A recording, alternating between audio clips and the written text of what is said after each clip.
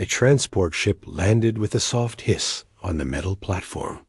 3 human students stepped out and looked around with wide eyes. They had never seen anything like the Galactic Education Institute before. Jake Morrison was the first to speak. "This place is huge," he said, staring up at the crystal towers that reached toward the purple sky. The buildings seemed to glow with their own light, and strange flying vehicles moved between them like schools of fish. Lisa Bradley adjusted her backpack and smiled. "It's beautiful," she whispered. The academy stretched out before them like a city made of stars. Students from dozens of different worlds walked along the pathways, some floating, some crawling, some moving in ways that hurt to watch. Danny Walsh pointed to a group of tall, thin beings with silver skin. "Are those the Etherians?" he asked.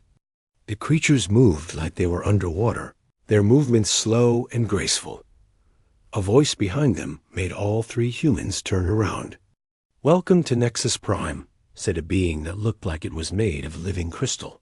Her body caught the light and threw rainbows across the ground. "I am Zixthara, your discipline coordinator. You will follow the rules here, or you will face consequences."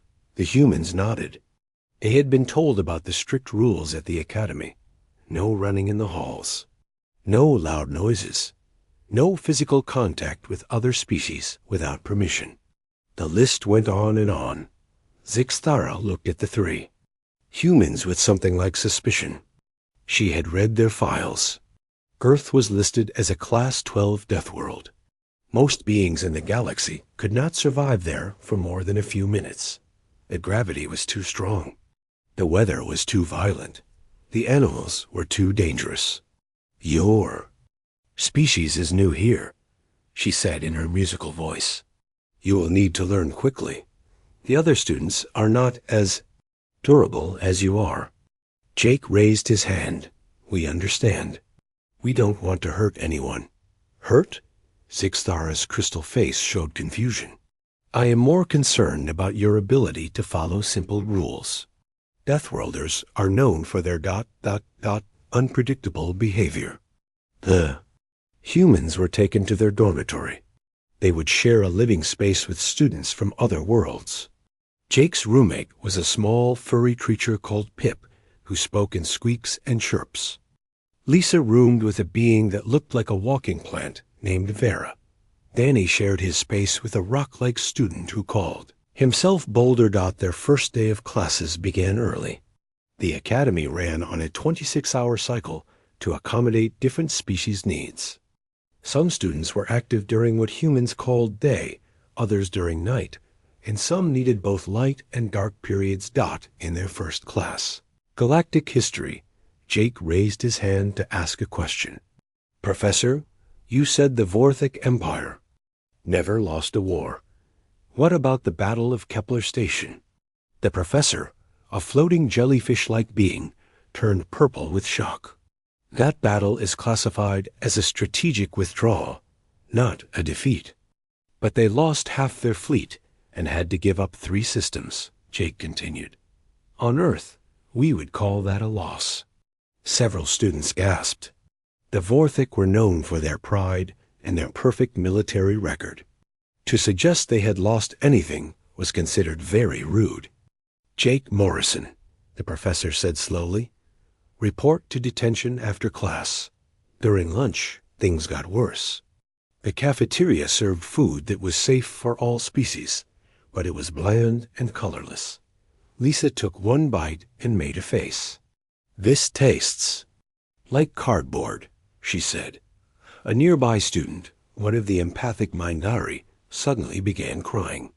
The Mindari could feel emotions from other beings, and Lisa's disappointment hit the creature like a physical blow.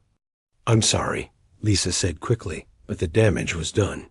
The Mindari was rushed to the medical bay, overwhelmed by the strong human emotion. "Lisa Bradley," came an announcement over the Academy's communication system. "Report to detention immediately." Danny's turn came during physical education.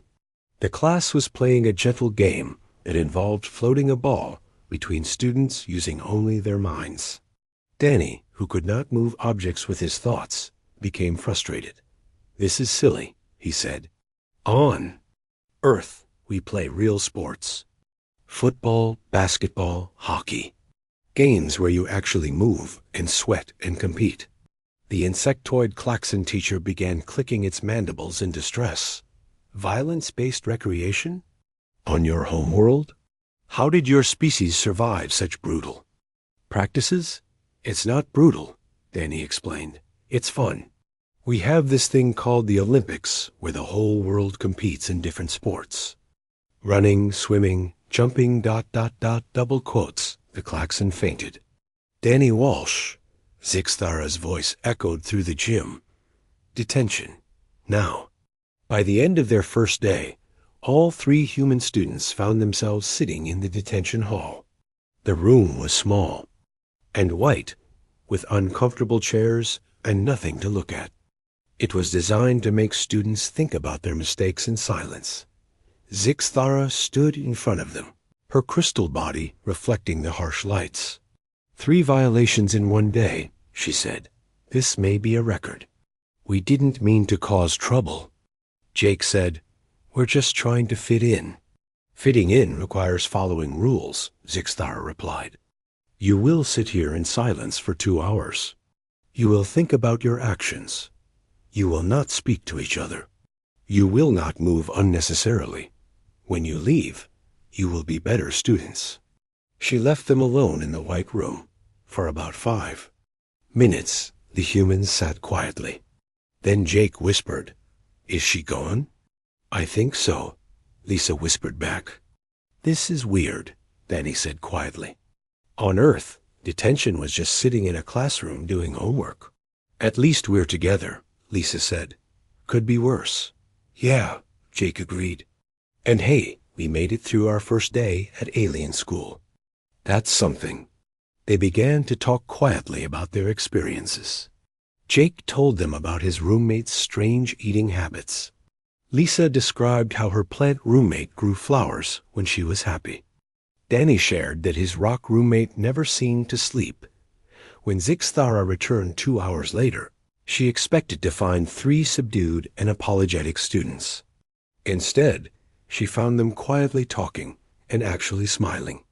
"Did you learn from this experience?" she asked. "Oh yes," Jake said. "We learned a lot about our roommates and our classes. And we figured out some strategies for tomorrow," Lisa added. "We're going to be more careful," Danny said. "But also, we're going to help each other out." Zixthara stared at them. In her experience, students left detention feeling defeated and ashamed. These humans seemed almost ... energized. "Return to your dormitories," she said slowly. "Classes begin again tomorrow." As the humans left, they were already making plans for the next day. They would eat together, study together, and help each other navigate the complex social rules of the academy. Zixthara watched them go, a strange feeling growing in her crystal mind. Something about these Deathworlders was different from any species she had ever encountered. They seemed to thrive on challenges rather than being broken by them. She made a note in her files. Human students show unusual response to standard disciplinary measures. Further observation required. The next day would bring new challenges, new misunderstandings, and inevitably more detention. But for the first time in her long career, Zixthara found herself curious rather than annoyed about problem students. The Deathworlders were going to be interesting. 2 weeks passed, and Zixthara found herself staring at her discipline records in confusion. The 3 human students had been to detention 12 times already. Most students needed only 1 or 2 visits to learn proper behavior. But these Deathworlders seemed to return again and again. What made it more puzzling was their attitude. Today, Jake Morrison had arrived at detention 5 minutes early. He had brought a small snack and was sitting quietly, looking almost relaxed. When Lisa Bradley joined him 10 minutes later, she actually smiled. "Good afternoon, Coordinator Zixthara," Lisa said politely. "Thank you for providing us with this quiet time." Zixthara's crystal form flickered with confusion. "You are being punished," she reminded the human. "This is not a social gathering." "Of course not," Lisa agreed. "We understand this is detention." Danny Walsh arrived exactly on time, carrying what appeared to be a small book. "Sorry I'm late," he said to his friends. "Professor Quilks kept us after class to explain the mating habits of the Zorathan people." "Fascinating," Jake said. "Did you know they change colors based on their mood?" "No talking," Zixthara announced firmly. "Detention is for silent reflection." The three humans nodded and sat quietly. But Zixthara noticed they were communicating anyway. Jake would tap his fingers on the table in a pattern. Lisa would respond with different taps. Danny would scratch his arm in a specific way. They had developed a code. After an hour, Zixthara left to handle other duties. When she returned, she found the humans sitting in exactly the same positions, but they all looked like they were trying not to laugh. "What happened here?" she demanded. "Nothing, Coordinator," Danny said innocently. "We were reflecting silently, just like you told us." But Zixthara had installed recording devices in the detention hall. Later that evening, she reviewed the footage. The humans had spent the time sharing stories from their homeworld, using their finger-tapping code. They talked about something called movies and music and pizza. They seemed to enjoy their time together. The next day brought more incidents. During science class, Jake had tried to help a struggling Etherian student with a chemistry problem. His enthusiasm had been too much for the delicate being, who had floated away in distress. During art class, Lisa had created a sculpture that was apparently too emotionally powerful for the Mindari students to handle. And Danny had suggested improvements to the Academy's safety protocols that had offended the administrators. All three ended up in detention again. This time, Zixthara decided to watch them more carefully. She positioned herself where she could, observe without being seen. The humans sat in their assigned seats and remained quiet for exactly 10 minutes. Then Jake whispered, "Coast is clear." "I brought crackers," Lisa said softly, pulling food from her pocket. "And I brought juice," Danny added. They shared their snacks while talking in low voices about their day. Jake was worried about his roommate, Pip, who seemed scared of human breathing sounds. Lisa was trying to figure out how to help her plant roommate Vera get more sunlight. Danny was concerned about his rock roommate Boulder, who never seemed to communicate at all. "Maybe we should ask the other students about their roommates," Lisa suggested. "There might be things we don't understand." "Good idea," Jake agreed. "We could learn more about their cultures. And maybe we could teach them about ours," Danny added, in a gentle way.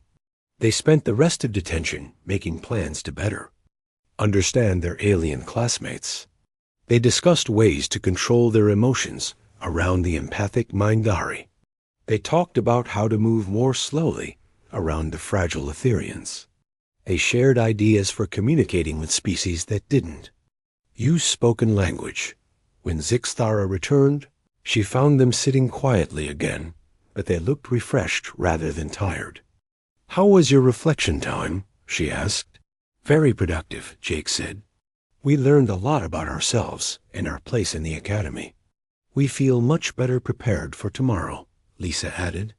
"Thank you for giving us this opportunity," Danny said sincerely. Zixthara dismissed them and immediately began reviewing the recordings. The humans had turned punishment into a planning session. They had used the time to solve problems and support each other. This was completely outside her experience. She decided to try a different approach. The next time the humans were sent to detention, she separated them into individual cells. Surely isolation would be more effective than allowing them to comfort each other. But even alone, the humans found ways to communicate. Jake began tapping messages on the wall. Lisa responded from the next cell.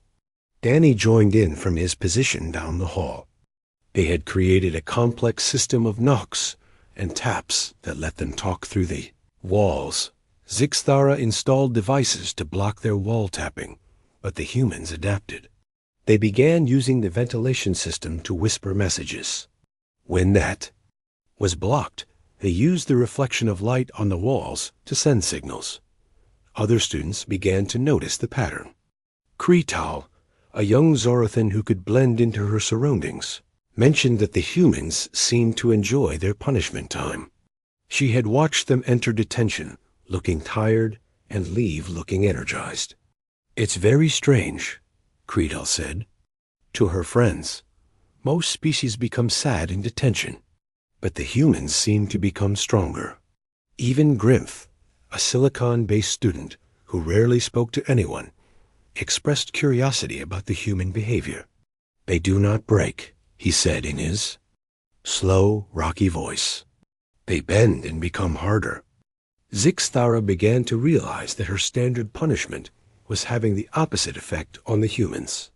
Instead of making them obedient, it seemed to make them more determined.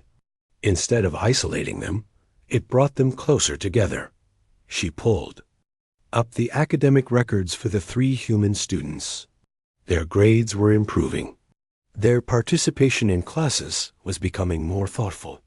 Their relationships with other students were getting better, not worse, but this made no sense according to her understanding of behavioral psychology. Punishment was supposed to reduce unwanted behavior, but the humans seemed to be learning and growing. From their detention experiences, she decided to experiment. The next time Jake was sent to detention, she made the conditions more unpleasant. She removed the chairs, dimmed the lights, and made the room colder. She expected him to break down and promise to behave better. Instead, Jake adapted. He sat on the floor in a meditation position he called cross-legged. He used the dim light to rest his eyes. He seemed comfortable with the cold temperature got when Lisa joined him an hour later.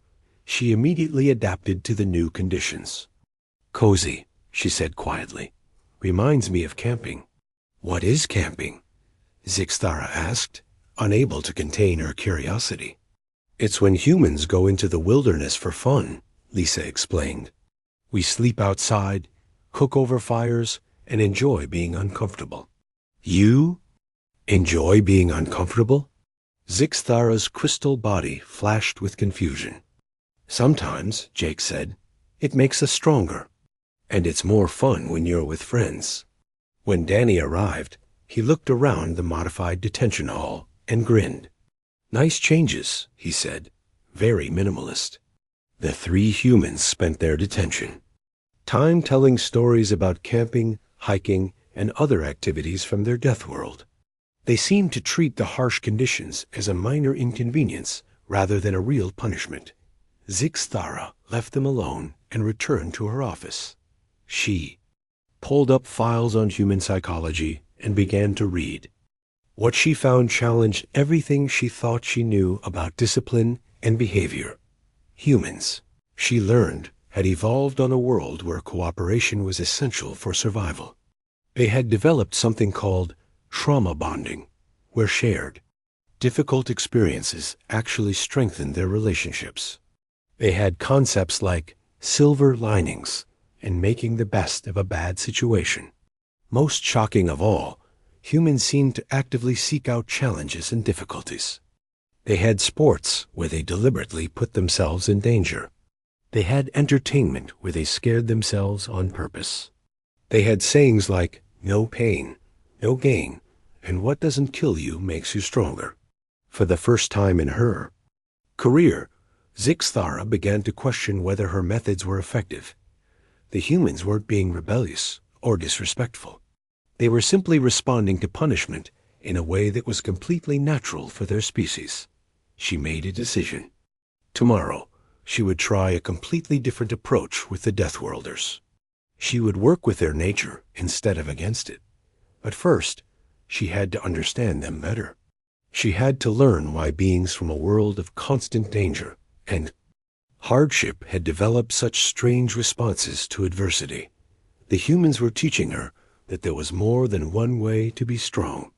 Their way was just different from anything she had encountered before. Zixthara had made a decision. She would study the humans like a scientist studies a new species. She needed to understand what made them so different from every other student she had ever encountered. She began by installing better recording equipment in the detention hall, not just to catch them breaking rules, but to understand their behavior. She wanted to know what they talked about, how they supported each other, and why they seemed to get stronger instead of weaker under pressure. Next time all three humans were in detention together, Zixthara watched carefully from her hidden position.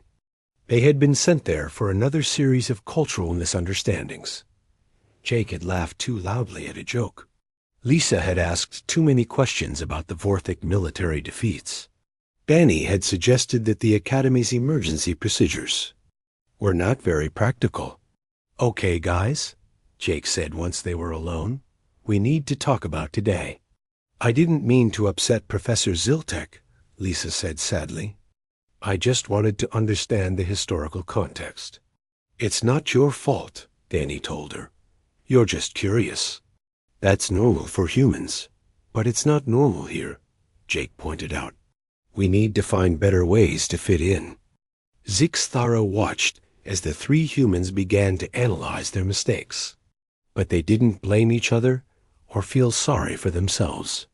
Instead, they treated each problem like a puzzle to be solved. "The Vorthic really don't like talking about their defeats," Lisa said. "Maybe I should focus on their victories instead." "And I should learn to laugh more quietly," Jake added. "The Etherians are very sensitive to sound." "I think I need to present my safety ideas differently," Danny said. "Maybe as suggestions instead of criticisms." They spent the next hour sharing what they had learned about different alien cultures. Jake had discovered that his roommate, Pip, was actually very intelligent, but communicated through scent rather than words. Lisa had learned that her plant roommate Vera was homesick and needed more humidity. Danny had figured out that his rock roommate Boulder was actually trying to communicate through vibrations in the floor. "We're getting better at this," Lisa said with a smile. "Each day we understand a little more. And we're helping each other," Jake added. "That's what humans do best." "Even when things are hard," Danny agreed. "Especially when things are hard." Zixthara was fascinated. Where other species would be complaining about their punishment, the humans were using it as a chance to grow and learn. They turned every setback into a stepping stone. She decided to test them further. The next day, she arranged for them to face a more serious challenge. She extended their detention time to 4 hours and removed all furniture from the room. She also lowered the temperature significantly. Most species would have been miserable, but the humans adapted quickly. "Floor time," Jake announced, sitting down cross-legged. "Like a sleepover," Lisa said, settling next to him. "Anyone remember any good stories?" Danny asked, making himself comfortable. They began sharing tales from their homeworld. Stories about humans who had survived terrible disasters, explorers who had found new lands, and ordinary people who had done extraordinary things. Zixthara found herself listening despite herself. "My grandmother used to tell me about the great hurricane of 2019, Lisa said. "The whole city was flooded, but people helped each other. Strangers shared food and shelter. They even had parties in the evacuation centers. That's so human," Jake laughed. "Turn a disaster into a community event." "My dad was in the earthquake in California," Danny added. "He said the scariest part was over in 2 minutes, but people spent weeks helping each other rebuild. He said it was actually kind of fun." "Fun?" Zixthara whispered to herself. "These humans found natural disasters fun?" She continued to study them over the following weeks. Every time they were sent to detention, she learned something new about human nature. They shared food, even when they had very little. They supported each other through difficult times. They found ways to laugh even in the most uncomfortable situations. But most importantly, they used their time in detention to become better students and better friends. When Jake was struggling with his advanced mathematics course, Lisa and Danny spent their detention time helping him understand the concepts. When Lisa was having trouble with her telepathic communication class, the boys helped her practice. When Danny was overwhelmed by the cultural differences at the academy, his friends helped him process his feelings. Zixthara began to realize that detention wasn't punishment for the humans. It was a gift. In their regular dormitories, they had to constantly watch their behavior around their sensitive alien roommates. In classes, they had to be careful not to overwhelm their delicate classmates. But in detention, they could finally relax and be themselves. She watched them create games using only their minds and voices. They played something called 20 Questions, where one person thought of something and the others had to guess what it was. They told jokes that made no sense to her, but made them laugh until they cried. They sang songs from their homeworld. In harmony, they're turning punishment into community, she realized one day. They're making the worst situation into the best part of their day. She decided to try a different approach. She separated them into individual cells on different floors of the building. Surely physical isolation would be more effective than the mental isolation she had tried before. But even spread throughout the building, the humans found ways to connect. Jake began tapping messages on the heating pipes. Lisa discovered that the ventilation system carried sound between floors. Danny figured out that the cleaning robots followed predictable patterns and could carry messages. By the end of their first week of separation, they had created a communication network that spanned the entire detention facility. They were talking to each other more than ever before. Zixthara felt a strange emotion that she had never experienced before. It took her several days to identify it as admiration. These young humans had faced every challenge she could think of and turned it into an opportunity to grow stronger. She began reading everything she could find about human psychology and Earth's history. What she learned amazed her. Humans had survived ice ages, plagues, wars, and natural disasters. They had explored every corner of their dangerous planet and then reached out to the stars, but they had never done it alone. They had always helped each other. They had always found ways to turn suffering into strength and isolation into community. They're not broken by hardship, she realized. They're forged by it. She read about human concepts that had no equivalent in her own language. Resilience meant bouncing back from difficulties. Grit meant continuing to try even when things seemed impossible. Solidarity meant standing together when times were tough. She learned about human sayings that revealed their philosophy. When life gives you lemons, make lemonade. It takes a village to raise a child. A friend in need is a friend indeed. But the phrase that struck her most was every cloud has a silver lining. Humans actually believed that every bad situation contained something good. They actively looked for the positive aspects of negative experiences. One evening, after watching the humans turn another impossible detention scenario into a bonding experience, Zixthara made a decision. She would stop trying to punish them with traditional methods. Instead, she would try to understand what they actually needed. She began to realize that the humans weren't misbehaving out of disrespect or rebellion. They were struggling to adapt to a social environment that was completely foreign to their nature.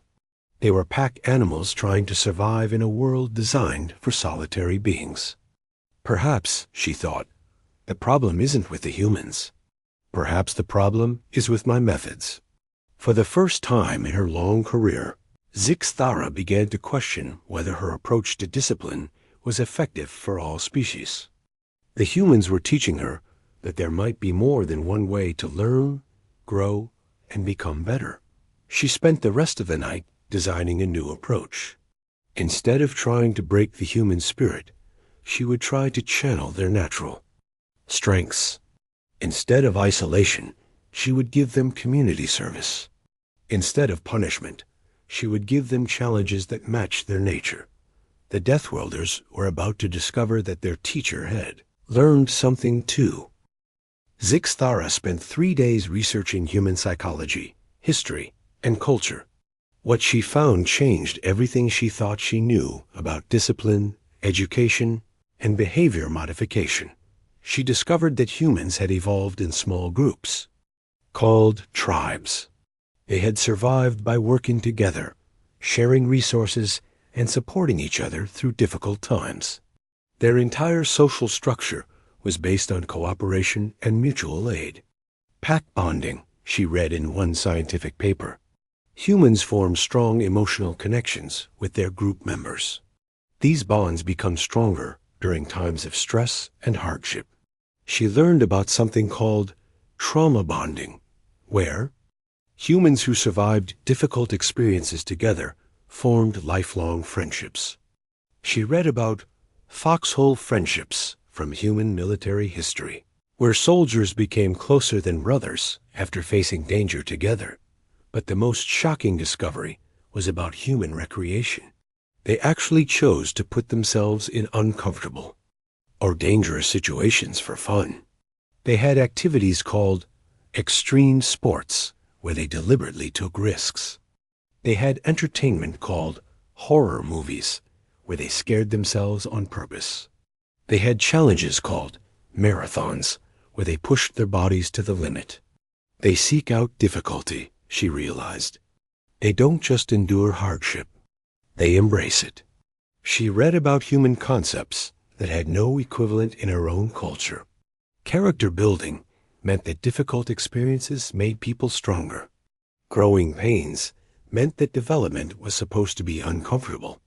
No pain, no gain meant that the best results came from the hardest work. The more she learned, the more she understood why her detention system had failed. She had been trying to break the human spirit with isolation and discomfort. But these were the very conditions that made humans stronger and more determined. She found historical examples that proved her point. During Earth's Great Depression, humans had created something called community kitchens, where they shared food with strangers. During World War II, they had formed neighborhood watch groups to protect each other. During natural disasters, they always came together to help rather than scattering to save themselves. They don't just survive hardship, she realized. They use it as an opportunity to build stronger communities. She decided to test her theory. The next time the 3 humans were sent to detention, she gave them a different kind of challenge. Instead of sitting in an empty room, she assigned them to help in the Academy's library. Your task is to reorganize the cultural exchange section, she told them. The books are in chaos, and many students cannot find the information they need about other species. Jake, Lisa, and Danny looked at each other with surprise and excitement. You want us to help? Lisa asked. This is your detention, Zixthara explained. You will work together to solve this problem. If you succeed, you will have learned something valuable about cooperation and service. The humans threw themselves into the task with enthusiasm. They spent hours sorting books, creating new organization systems, and designing helpful guides for other students. They didn't complain about the work or try to avoid their responsibilities. Instead, they treated it like a puzzle to be solved. Jake used his practical skills to build new shelving systems. Lisa used her curiosity to research better classification methods. Danny used his organizational abilities to create efficient workflows, but most importantly, they worked as a team. They shared ideas, supported each other when things got difficult, and celebrated each success together. When Zixthara checked on them after 4 hours, she found them still working enthusiastically. They had transformed the chaotic library section into a model of organization and efficiency. How do you feel about this experience? she asked them. Amazing, Jake said with a grin. We actually got to help other students. It feels good to use our skills for something positive, Lisa added. And we learned so much about the different cultures represented in the books, Danny said. This was educational and fun. Zixtara felt that strange emotion again. Pride? Satisfaction? She wasn't sure what to call it, but she knew she was witnessing something important. She decided to try the new approach with other disciplinary situations. When Jake was sent to detention for being too energetic in physical education, she assigned him to help in the engineering lab.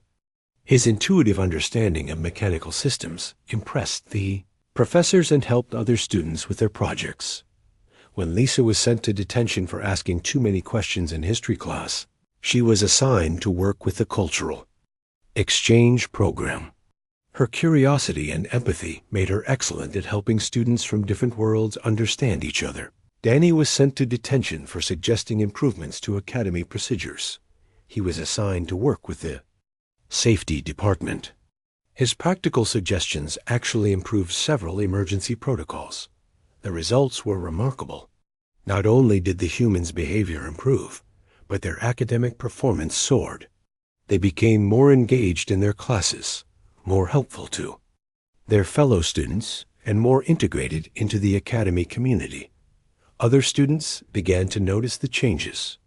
Kretal, the camouflaging Zorathan, mentioned that the humans seemed happier and more confident.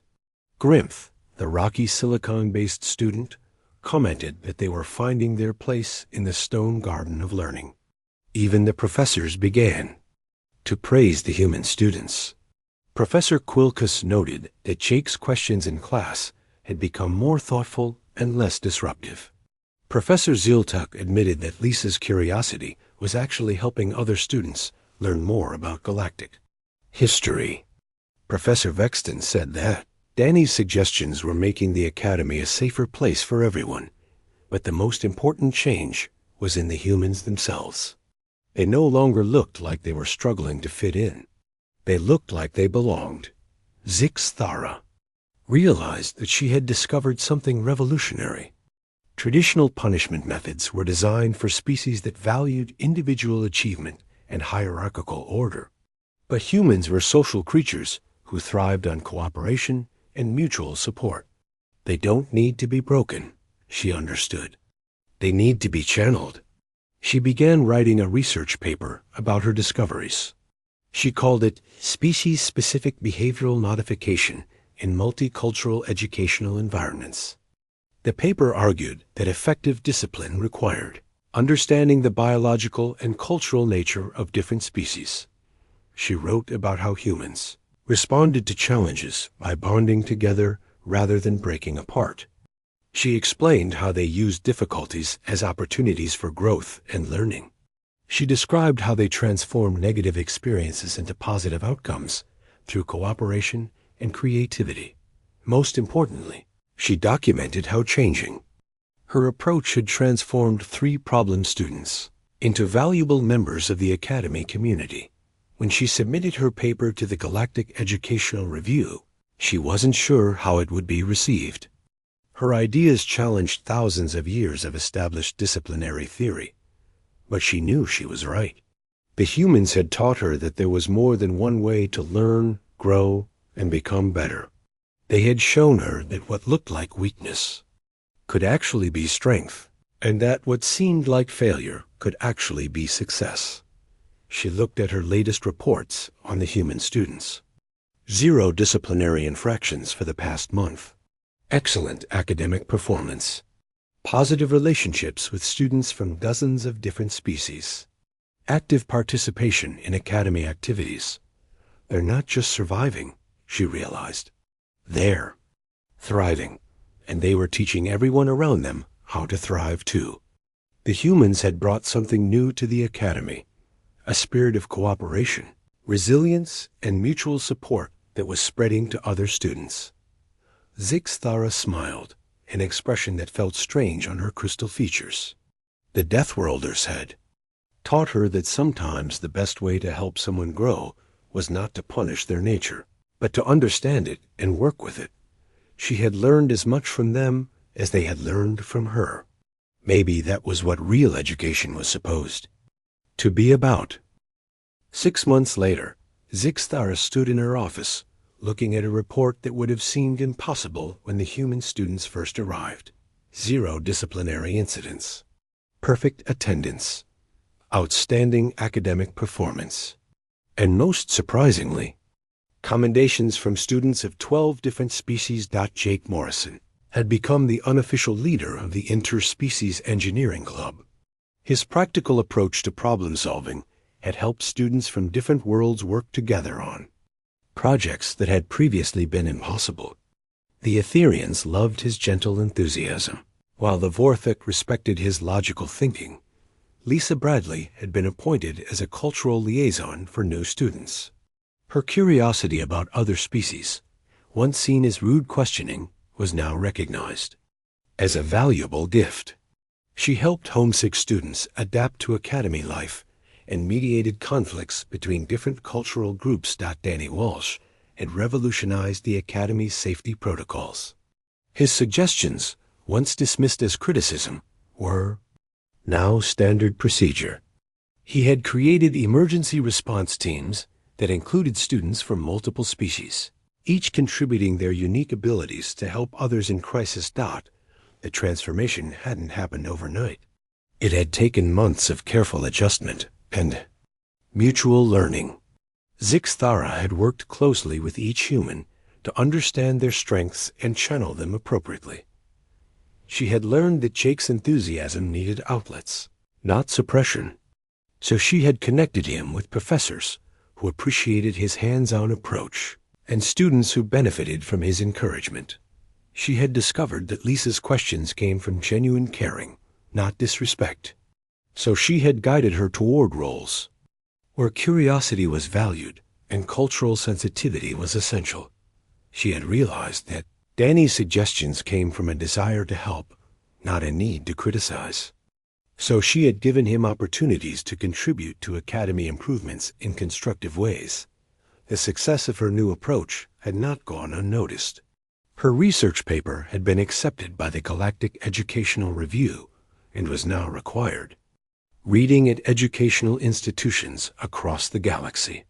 She had been invited to speak at conferences on 12 different worlds, but the real proof of her success was happening right now in the Academy's main auditorium. Today was graduation day for the first class to include Deathworld students. Ladies, gentlemen, and honored beings of all classifications, announced Chancellor Mordok, the ancient cephalopod who led the Academy.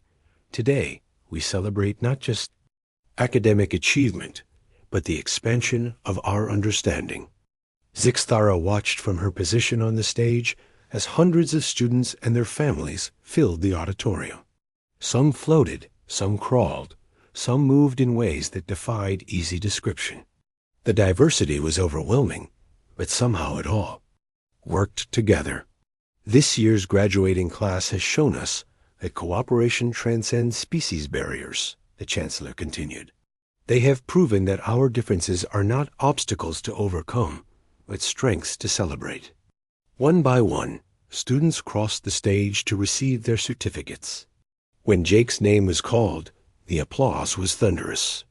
Students from dozens of species cheered for the human who had helped them with their projects and encouraged them. Through difficult times, Lisa received a standing ovation from the cultural exchange students. She had helped so many of them feel welcome and understood that they had started calling her the Bridge Builder. When Danny's name was announced, the Safety Department faculty stood to honor him. His innovations had already prevented 3 potential accidents and had been adopted by academies throughout the sector. But the most meaningful moment came when Chancellor Mordok announced a special recognition. This year, we are creating a new award, the Chancellor said. The Interspecies Cooperation Medal, to be given to students who have shown exceptional ability to bring different worlds together. Zixthara felt her crystal heart swell with pride as all 3 human students were called to the stage together. Jake Morrison Lisa Bradley, and Danny Walsh, the Chancellor announced. You have not only excelled academically, but you have transformed our understanding of what it means to be part of a galactic community. The three humans stood together on the stage, looking out at an audience filled with friends from across the galaxy. Their journey from problem students to community leaders had been remarkable to witness. When you first arrived, the Chancellor continued, many questioned whether students from a Class 12 Deathworld could adapt to our civilized environment. You have not only adapted, you have improved us all.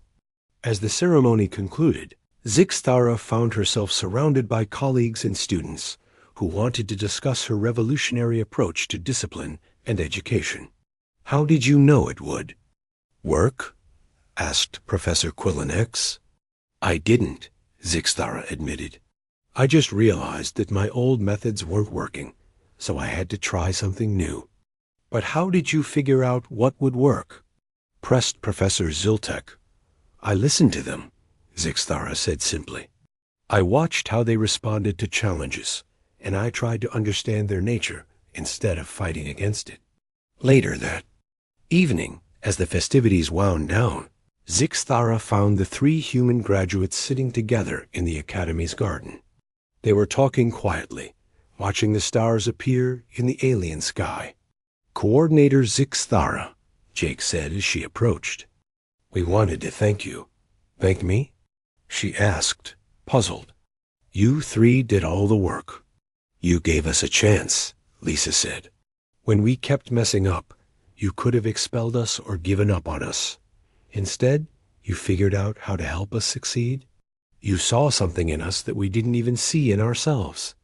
Danny added, you showed us that being different didn't mean being wrong. Zixthara settled her crystal form into a comfortable position near the humans. You taught me as much as I taught you, she said. You showed me that there are many ways to be strong, many ways to learn, and many ways to contribute to a community. What happens now? Jake asked. We're graduating, but we want to stay involved with the Academy. Actually, Zixthara said with what would have been a smile on a human face, I have a proposal for you. She explained that the Academy had decided to create a new program, the Interspecies Integration Initiative. The goal was to help students from challenging environments adapt to galactic society while maintaining their unique strengths. We want you three to be the first cultural integration specialists, she said.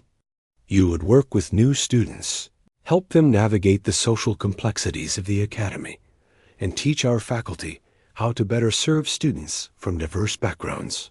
The three humans looked at each other with excitement. You mean we get to help other students go through what we went through? Lisa asked.